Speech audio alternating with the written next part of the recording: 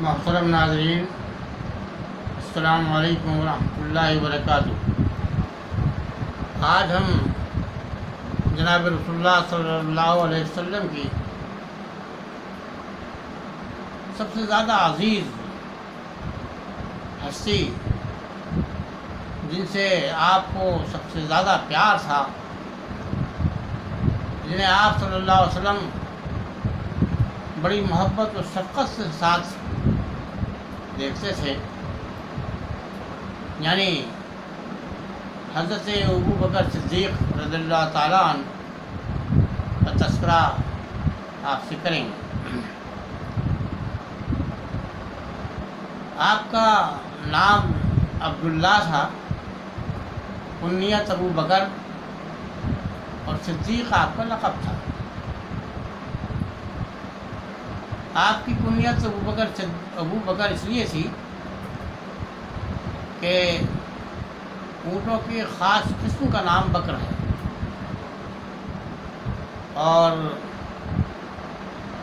حضرت ابو بکر صدیق کو ان اونٹوں کا، ان کو پالنے کا، ان کی دیکھ بھال کرنے کا بڑا شوق تھا۔ اس کے علاوہ اونٹوں کی خصلتوں، ان کی نسل، ان کی عادتوں، اطوار کے بارے میں آپ کو بڑا گہرا علم تھا۔ ان کی بیماریوں کے تعلق سے بھی آپ کو بڑی معلومات تھی۔ اسی وجہ سے آپ کی کنیت ابو بکر پڑ گئی، یعنی اونٹوں والے یا اونٹوں سے تعلق رکھنے والے یا اونٹوں کے بارے میں زیادہ سے زیادہ جاننے والی شخصیت۔ آپ کا لقب صدیق اس لیے پڑا کہ رسول اللہ صلی اللہ علیہ وسلم کی بے انتہا تصدیق آپ نے کی، خاص طور سے اس وقت جب کہ معراج کا واقعہ ہوا تو مکے کے اکثر لوگ اس کو تسلیم کرنے کے لیے تیار نہیں تھے، یہاں تک کہ ابو جہل نے حضرت ابو بکر صدیق سے کہا کہ ذرا بتاؤ کہ اگر کوئی شخص تم سے یہ کہے کہ وہ راتوں رات 7 آسمانوں کی سفر کر کے اس میں وہاں کی بہت سی چیزوں کو دیکھ کر کے واپس آ گیا، کیا تم یقین کر لو گے؟ تو حضرت ابو بکر صدیق نے کہا کہ یہ ہے تو بہت مشکل کام، آسانی سے اس کو یقین نہیں کیا جا سکتا۔ تو فوراً ابو جہل نے کہا کہ یہ تمہارے جو صاحب ہیں ان کا یہی دعویٰ ہے۔ تو حضرت ابو بکر صدیق نے فوراً کہا کہ اگر ان کا دعویٰ ہے تو بالکل درست ہے۔ اس قسم کی تصدیق حضرت ابو بکر صدیق نے کی کہ جن احوال کے ہوتے ہوئے حضرت ابو بکر صدیق خود یہ فرما رہے تھے کہ یہ مشکل ہے، محال ہے اس پہ یقین کرنا، لیکن جب حضور اکرم صلی اللہ علیہ وسلم کا ان سے حوالہ دیا گیا تو آپ نے فوراً اس کو تسلیم کیا اور تصدیق کی اس واقعے کی۔ اور جب رسول اللہ صلی اللہ علیہ وسلم تک یہ بات پہنچی کہ آپ نے اس طرح سے تصدیق کی ہے تو آپ نے حضرت ابو بکر صدیق کو صدیق کہہ کر کے پکارا، اور بعد میں یہ مستقل لقب آپ کا ہو گیا۔ حضرت ابو بکر صدیق کو رسول اللہ صلی اللہ علیہ وسلم سے بے انتہا محبت تھی۔ صورتحال یہ تھی کہ ایک مرتبہ کفار نے رسول اللہ صلی اللہ علیہ وسلم کو گھیرا، ان کے ساتھ ذاتی بدتمیزیاں کرنی شروع کی۔ کسی کی ہمت نہیں ہوئی ان لوگوں سے یہ کہنے کی کہ تم کیوں ستا رہے ہو، لیکن حضرت ابو بکر صدیق کے گھر پر خبر پہنچائی گئی تو آپ بے چین ہو گئے اور وہاں پہنچے، اور وہاں جو لوگ اس حرکت میں مبتلا تھے ان کو ڈانٹا، مگر ان لوگوں نے خود حضرت ابو بکر صدیق کو مارنا پیٹنا شروع کر دیا۔ روایات میں آتا ہے کہ ان کے منہ پر اور سر پر اتنے جوتے برسائے انہوں نے کہ آپ کا چہرہ سوج گیا اور بے ہوش ہو گئے۔ بے ہوشی کی حالت ہی میں حضرت ابو بکر صدیق کے گھر کے لوگ ان کو وہاں سے اٹھا کر کے لائے اپنے گھر لے گئے، اور جب ان کو ہوش آیا تو سب سے پہلا سوال انہوں نے یہ کیا کہ رسول اللہ صلی اللہ علیہ وسلم کو کیا حال ہے؟ لوگوں نے کہا وہ ٹھیک ہے، تم کھانا کھا لو، کیونکہ کھانا دیر سے نہیں کھایا تھا انہوں نے۔ تو حضرت ابوبکر صدیق نے کہا کہ خدا کی قسم جب تک مجھے یہ اطمینان نہیں ہو جائے گا کہ رسول اللہ صلی اللہ علیہ وسلم خیریت سے، میں کھانا نہیں کھاؤں۔ چنانچہ اٹھ کر گئے، رسول اللہ صلی اللہ علیہ وسلم کی خیریت لی، خیر و عافیت لی، اس کے بعد ہی آ کر کے پھر انہوں نے گھر پہ کھانا کھایا۔ آپ سے یعنی رسول اللہ صلی اللہ علیہ وسلم سے حضرت ابوبکر صدیق کی محبت کا یہ حال تھا کہ جب ہجرت کا واقعہ پیش آیا اور غار میں یعنی غار ثور میں 3 دن تک چھپے رہنے کا پروگرام بنا، تو حضرت ابوبکر صدیق نے پہلے غار کی صفائی کی۔ وہاں جتنے سوراخ سے ان تمام سوراخوں کو انہوں نے اپنی ایک چادر پھاڑ پھاڑ کر کے بند کیا۔ ایک سوراخ پھر بھی بند ہونے سے رہ گیا، تو آپ نے سونے سے پہلے اس سوراخ پر اپنی ایڑی لگا لی اور رسول اللہ صلی اللہ علیہ وسلم کو اپنی زانو پر لٹا کر کے سونے کا موقع فراہم کیا، یہاں تک کہ ایڑی میں اندر سے کسی کیڑے نے کاٹا تو آپ کے درد کی شدت سے آپ ہل جل تو نہ سکے، نہ پسند کیا اس بات کو انہوں نے، آپ نے ہلنا جلنا اس خیال سے کہ اگر میں ہلوں گا جلوں گا تو رسول اللہ صلی اللہ علیہ وسلم کی آنکھ کھل جائے گی۔ لیکن ظاہر ہے آنکھوں میں جو اشک آتے ہیں، آنسو آتے ہیں، ان پر تو کسی کو قابو نہیں ہوتا۔ چنانچہ حضرت ابوبکر صدیق کی آنکھوں میں درد کی شدت سے آنسو آئے، اور رسول اللہ صلی اللہ علیہ وسلم کے چہرے مبارک پر جب ٹپکے تو آپ کی آنکھ کھل گئی۔ جب آپ نے احوال پوچھا اور حضرت ابوبکر صدیق نے بتایا تو آپ نے لعاب دہن اس جگہ پر جہاں کاٹا تھا کیڑے نے لگایا، اور آپ کا درد فوراً اس سے ختم ہو گیا۔ تو یہ حضرت ابوبکر صدیق کی محبت تھی حضرت رسول اللہ صلی اللہ علیہ وسلم کے ساتھ، کہ انہوں نے قطعی اس بات کی پرواہ نہیں کی کہ کس قسم کا کیڑا اس سوراخ کے اندر ہو سکتا ہے اور کس قدر تکلیف پہنچا سکتا ہے۔ غرض یہ کہ بہت سے واقعات ہیں جن کا اظہار حضرت ابوبکر صدیق کے عمل سے ہوتا ہے کہ آپ کو بے انتہا محبت تھی، اور اس لحاظ سے صحابہ کرام میں بھی آپ کی یہ شہرت تھی کہ آپ رسول اللہ صلی اللہ علیہ وسلم سے بے انتہا محبت کرتے ہیں۔ معراج کے واقعہ آپ کے سامنے بتایا کس قدر تیزی سے آپ نے تصدیق کی اس واقعے کی، اور اسی طرح سے اس غار ثور میں آپ نے کس طرح سے آپ کی حفاظت فرمائی۔ یہ سب چیزیں رسول اللہ صلی اللہ علیہ وسلم کی محبت میں آپ کے سے ظاہر ہوئی اور عمل میں آئی۔ اس کے علاوہ بھی رسول اللہ صلی اللہ علیہ وسلم کے جتنے بھی اعمال تھے ان کو بڑے شوق سے اور بڑے جذبے سے آپ دیکھتے رہتے تھے، ان کی ہر روح بہو اسی انداز سے اس کام کو کرنے کی کوشش کرتے تھے جس انداز سے پیارے نبی صلی اللہ علیہ وسلم کو وہ کرتے ہوئے دیکھتے تھے۔ سر منہ فرق نہیں کرنا چاہتے تھے آپ کے عمل کے مقابلے میں اپنے عمل کو جب کرتے تھے تو بالکل اسی انداز سے کرتے تھے جس انداز سے حضرت محمد رسول اللہ صلی اللہ علیہ وسلم کو کرتے ہوئے دیکھتے تھے۔ یہ محبت کا عالم تھا آپ کی جو رسول اللہ صلی اللہ علیہ وسلم کے لیے ساتھ آپ کو تھی۔ پھر رسول اللہ صلی اللہ علیہ وسلم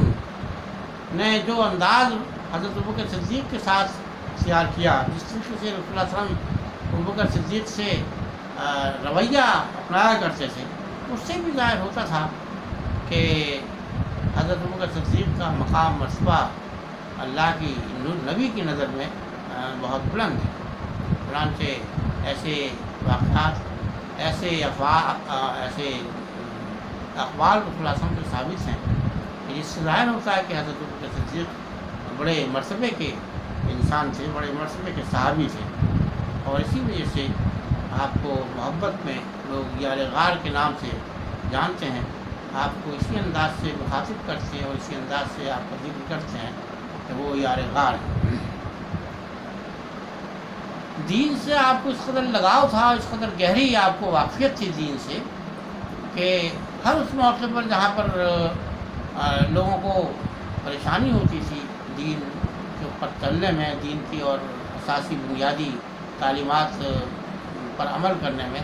وہاں حضرت ابوبکر صدیق اس کے لیے تیار رہتے تھے اور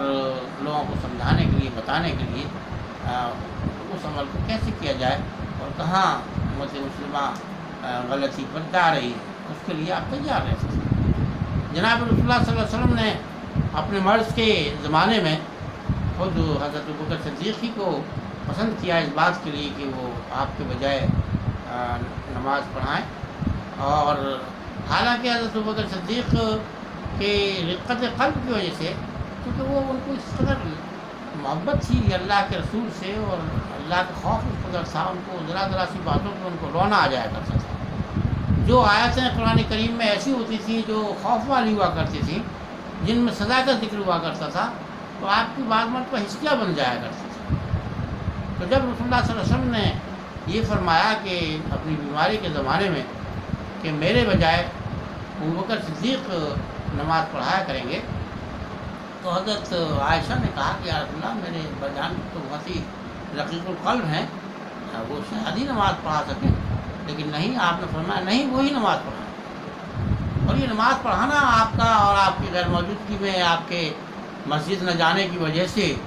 جو نماز پڑھانے کی بات آپ نے،